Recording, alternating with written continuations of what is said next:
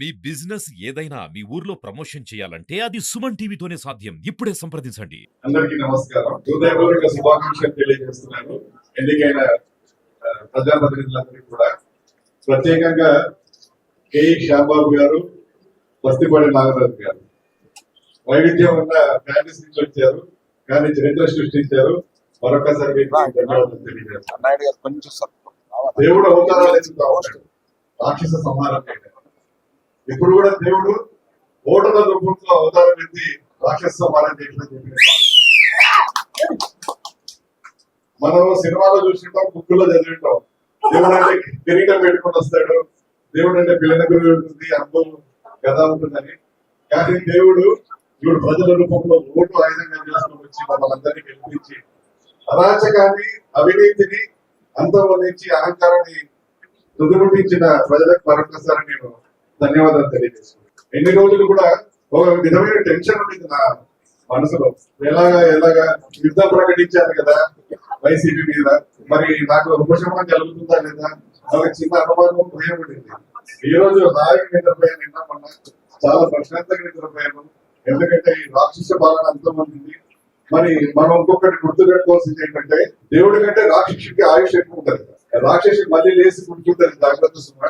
దీనికి పరిష్కారం ఏంటంటే, కర్నూలు జిల్లాలో మనం 2 నియోజకవర్గాలు పోగొట్టుకున్నాం. రాబో రోజుల్లో పార్టీని పునర్నిర్మాణం చేసుకొని ఇక్కడ 90% బలహీన వర్గాల వాళ్ళు ఉన్నారు కాబట్టి వీళ్ళకి అండగా ఉంటూ ప్రజాప్రతినిధులు వారి కృషిని మేము కూడా వాళ్ళకి తోడ్పడుతూ మరొకసారి పునర్నిర్మాణం చేసుకోవడానికి ప్రయత్నం చేయాలని చెప్పి నేను విన్నవించుకుంటున్నాను.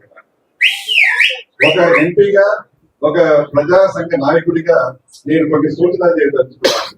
మా కొత్త విజయం సాధించిన కొత్త అభ్యర్థులకు మీరు వారానికి ఒకసారి ఇంట్రాస్పెక్షన్ చేసుకోండి. ఇంట్రాస్పెక్షన్ అంటే ఆత్మ పరిశీలన. నేను నా కార్యకర్తలను బాగా చూసుకుంటున్నానా లేదా, నేను ఇచ్చిన హామీలు నెరవేరుస్తున్నానా లేదా, నేను ప్రజలకు ఇచ్చిన వాగ్దానాలు, వాటి లక్ష్యాలేంటి, ప్రణాళికలేంటి.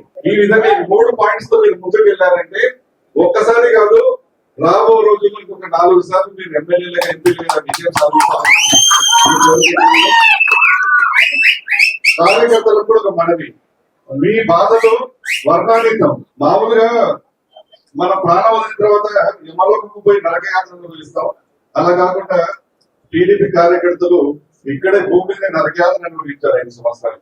మీరే ఇప్పుడు ఒక దైవ అవతారం వ్యక్తి, మీరు అండగా నిలబడి మీ నాయకులకు వీరిని ఒక సరైన దారి నడిపించాల్సిన బాధ్యత కార్యకర్తలకు కూడా ఉన్నది. మీకు ఒక ఉత్పత్తి సామాజిక న్యాయం చూసారు. ఈ ఉత్పత్తి పథకాలు, ఉత్పత్తి సామాజిక న్యాయం, చట్టబద్ధ పాలన లేని ఒక అరాచకవాదిని దూరం పంపించినందుకు మరొకసారి ధన్యవాదాలు తెలియజేసుకుంటూ, మన సీనియర్ నాయకులైన అయ్య గారు, శ్రీ సోమిశెట్టి గారు, అలాగే మన జిల్లా అధ్యక్షుడు దిగ్గారెడ్డి గారికి ప్రత్యేక ధన్యవాదాలు తెలియజేసుకుంటూ, వారి నాయకత్వంలో రాబో 5 రోజులు ఇంకా దిగ్విజయంగా మనం ముందుకు సాగాలని కోరుకుంటూ, వీరికి ఒక పార్లమెంటేరియన్ గా, ఎక్స్ పార్లమెంటేరియన్ గా మీకు చట్టాలకు సంబంధించినవి కూడా కొన్ని సహకరిస్తూ, ప్రజల్లో ఉన్న వ్యతిరేకతను కానీ, ప్రజల్లో ఉన్న అసంతృప్తిని అప్పుడప్పుడు దృష్టికి తీసుకొచ్చి మీకు అండగా, మీకు ఒక అసిస్టెంట్ గా, లేకపోతే ఒక సోదరుడిగా నేను మీకు సహకరిస్తారని హామీ ఇస్తూ సెలవు తీసుకుంటున్నారు. అందరం గెలిచిపోయినా పని అయిపోయింది అనుకుంటున్నారు, కానీ అది కాదు సమస్య. ఇప్పుడు మన పార్టీని ఎక్కడైతే డ్యామేజ్ అయినామో అదంతా రీకన్స్ట్రక్ట్ చేసుకునే పని పైన మనం ఉండాలా. మరి అతి తొందరలోనే 2 ఏళ్లలోనే మనకి లోకల్ స్థానిక సంస్థల ఎలక్షన్స్ వస్తాయి. దాంట్లో కూడా ఇలానే సేమ్ టు సేమ్ ఏదైతే ఇప్పుడు జరిగిందో అలానే ఎలక్షన్ చేసుకోవాలా, ప్రతి ఒక్కరు కూడా సహాయం చేసుకోవాలా, ప్రతి ఒక్కరికి కూడా. అందుకోసమే నేను అందరికంటే ఇప్పుడు జూనియర్ అవుతాను, అంటే నాకంటే జూనియర్ అమ్మ ఉన్నాను కదా, జూనియర్ అవుతాను. పెద్దల సహకారం అందరినీ కూడా కావాలా. వీళ్ళందరికీ అడ్వైస్ తీసుకొని ముందర పోయే కాలం కూడా ఉంది. పతికొండ చాలా ఇంటపడిన ప్రాంతం, ఆ పతికొండకు కూడా చాలా ప్రాజెక్టులు తీసుకున్న జరుగుతుంది. ప్రతి ఒక్కరు దీంట్లో సహాయపడతారని కోరుతూ సెలవు తీసుకుంటారు. Thank you.